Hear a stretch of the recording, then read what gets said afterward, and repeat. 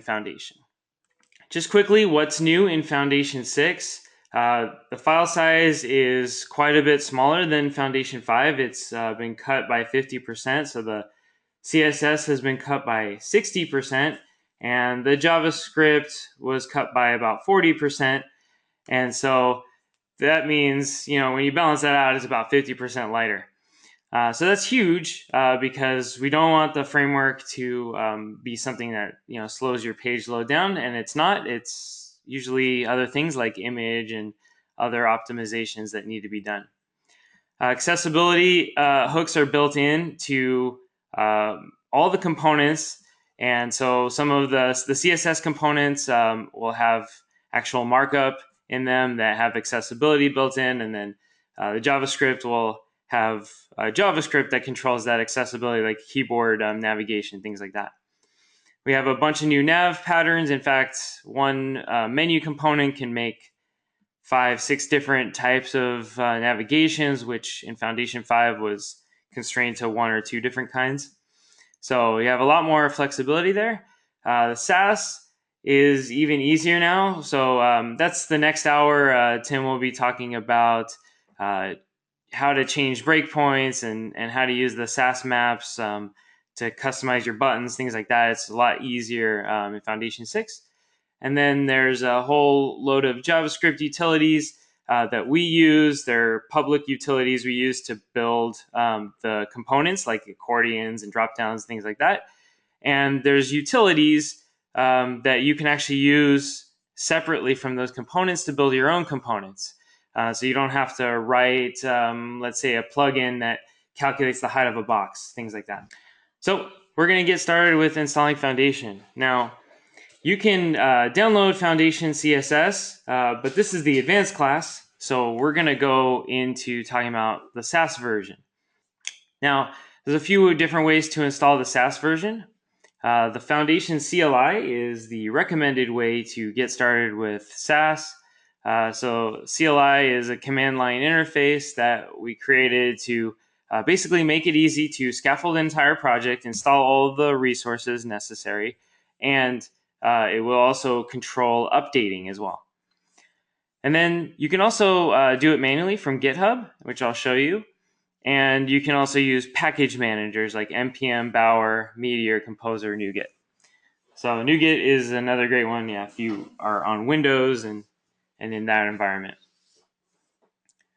So before we jump ahead, let's take a look at an example here. So there's instructions on how to install the CLI in the documentation, but the reason this is a really good way to get started with your project is it basically takes you through the options that you need to, that you might want to look at. So you type in Foundation new in the CLI, and then you can choose the type of project. So we're talking about Foundation for Sites here, so we're going to choose Foundation for Sites, but you can also create an email as well. So we'll go ahead and choose Foundation for Sites, name our project, and then from here we can choose the basic template and the Sass compiler. So the difference here is if you just want to use Sass and you don't need all the build tools that come with the ZURB Stack, you have your own build system, or you just want something really simple that you can use with Sass, the basic template is the way to go. And the reason they're called they're not actually like a template, like a website template. It's a build template. So that's why it's called a template.